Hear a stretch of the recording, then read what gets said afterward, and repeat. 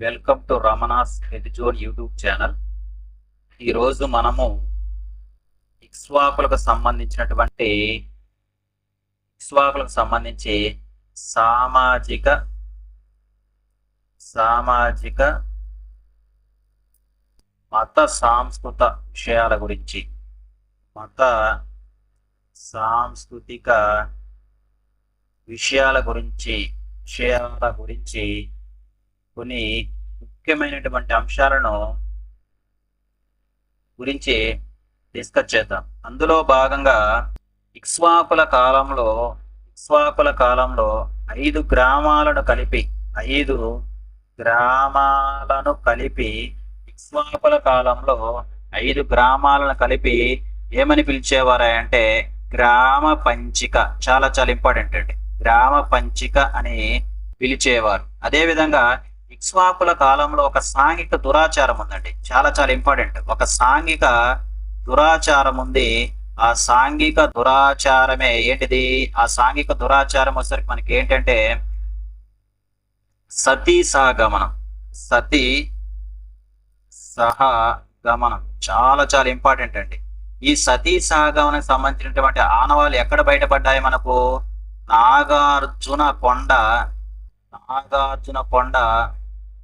ప్రాంతంలో మనకు లభించడం జరిగింది. అంటే ఇక్కడ మనం బాగా గుర్తుపెట్టుకోవాల్సినటువంటి విషయం ఏంటంటే ఇక్ష్వాకుల పరిపాలనలో 5 గ్రామాలను కలిపి మనల్ని ఏమన్నారు? గ్రామ పంచిక అనేవాళ్ళు. అదేవిధంగా ఇక్ష్వాకుల కాలంలో బాగా ఉన్నటువంటి సాంఘిక దురాచారం వచ్చరికి సతీ సహగమనం. ఈ సతీ సహగమనించినటువంటి ఆనవాలు ఎక్కడ లభ్యమయ్యాయి అంటే నాగార్జున కొండ ప్రాంతంలో లభ్యమవడం జరిగింది. అదేవిధంగా ఇక్ష్వాకుల కాలంలో ప్రజల యొక్క ప్రధాన వృత్తి ఏంటిది? మనకు జనరల్ తెలుసు. ప్రజల యొక్క ప్రధాన వృత్తి ఏంటిది? మనకు గమనిస్తే వ్యవసాయం. ఇక్ష్వాకుల కాలంలో ప్రజల యొక్క ప్రధాన వృత్తి ఏంటిదంటే వ్యవసాయంగా మనం గుర్తుపెట్టుకోవాలి. కానీ ఇక్కడ మనకు 2 వర్తకుల శ్రేణులు ఉన్నాయి. చాలా చాలా ఇంపార్టెంట్. అందులో వర్ణిక శ్రేణి అంటే ఏంటి? మనకు వర్తక సంఘాలు మనం గతంలో చూసాం. సో మనకు శ్రేణి అంటే ఏంటిదంటే వర్తక సంఘాలను మనం ఏమంటామయ్య అంటే శ్రేణి అంటాం. సో ఇక్ష్వాకుల కాలంలో 2 శ్రేణులు బాగా అభివృద్ధి చేయడం. పర్ణిక శ్రేణి. ఈ పర్ణిక శ్రేణి దేనికి సంబంధించింది అంటే తమలపాకులకు సంబంధించినటువంటి వర్తక శ్రేణిని మనము ఏమంటాము? పర్ణిక శ్రేణి అంటాం. చాలా చాలా ఇంపార్టెంట్. అదే విధంగా పూసిక శ్రేణి.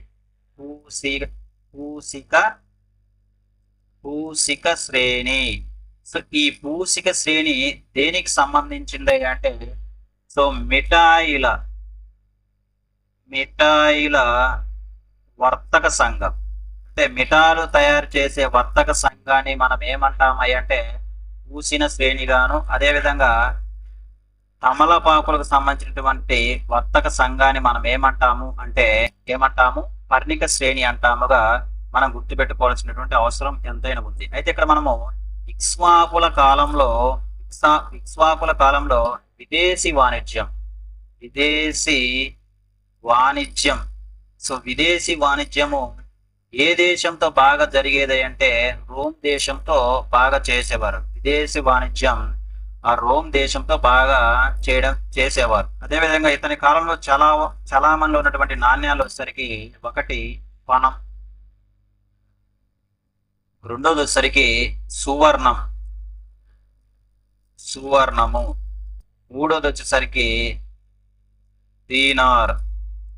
అంటే ఇవన్నీ ఏంటివి? ఇక్ష్వాకుల కాలంలో చలామణిలో ఉన్నటువంటి నాణ్యాలు. ఒకటి ఏంటిది? పణంగా గుర్తుపెట్టుకోవాలి. సువర్ణము, దీనారు. ఇవన్నీ కూడా ఇక్ష్వాకుల కాలంలో బాగా వృద్ధిలో ఉన్నటువంటి నాణ్యములుగా మనం గుర్తుపెట్టుకోవాలి. అయితే ఇక్కడ మనం బాగా గుర్తుపెట్టుకోవాల్సినటువంటి విషయం ఏంటంటే మనం చెప్పుకున్నాము ఇక్ష్వాకుల కాలంలో వర్తక సంఘాలను ఏమని పిలిచేవారంట? నేగమాలు. చాలా చాలా ఇంపార్టెంట్ అండి. సో నేగమాలు అంటే ఏంటిదంటే ఇక్ష్వాకుల కాలంలో వర్తక సంఘాలను మనం ఏమని పిలిచామా అంటే నేగమాలుగా పిలవడం జరుగుతుంది. నేగమాలు అనగానంటే మనకేంటి అంటే వర్తక సంఘాలను మనం ఏమంటామంటే నేగమాలు అంటాముగా గుర్తుపెట్టుకోవాలి. సో ఏవైతే ఇక్కడ ఈ నేగమాలు అనగా మనకు గుర్తు రావాల్సినది వర్తక సంఘాలు గుర్తు రావాలి.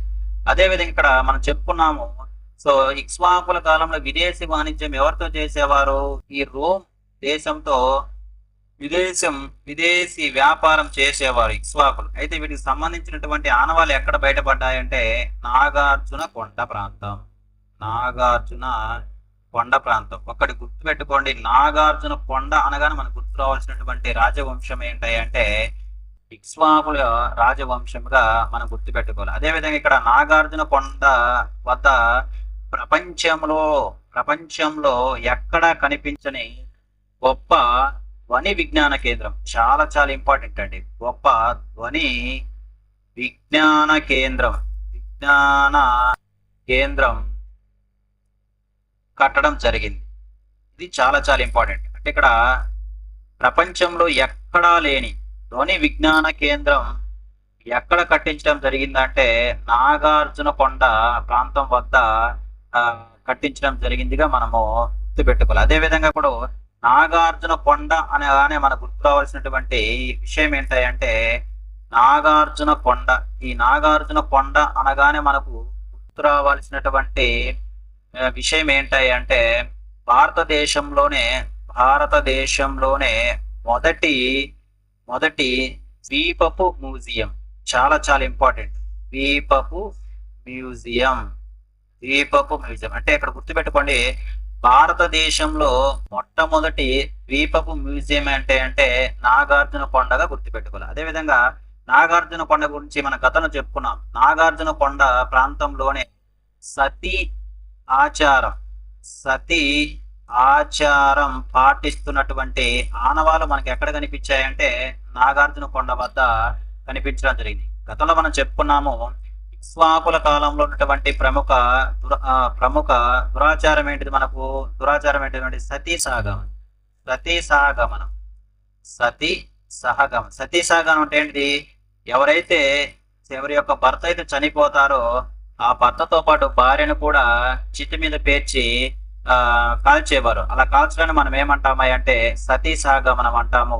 ఈ దురాచారము మనకు ఇక్ష్వాకుల కాలంలో బాగా ఉంది. సో దీని గురించి మనకు ఆనవాళ్ళు ఎక్కడ బయటపడ్డాయి?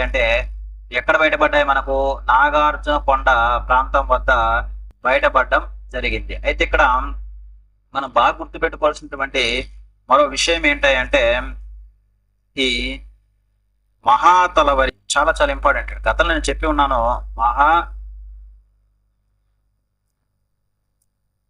తలవరి, అదేవిధంగా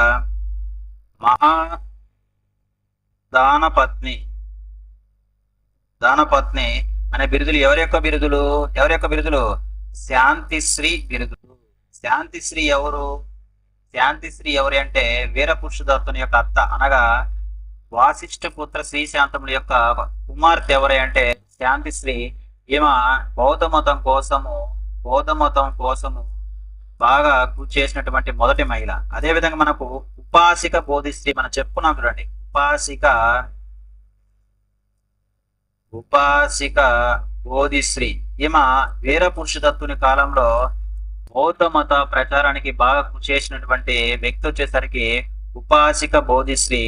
ఈ ఉపాసిక బోధిశ్రీ ఎవరు అంటే ఆ ఇక్ష్వాకుల కాలంలో పాండా గారి గుడు అయినటువంటి బోధి శర్మ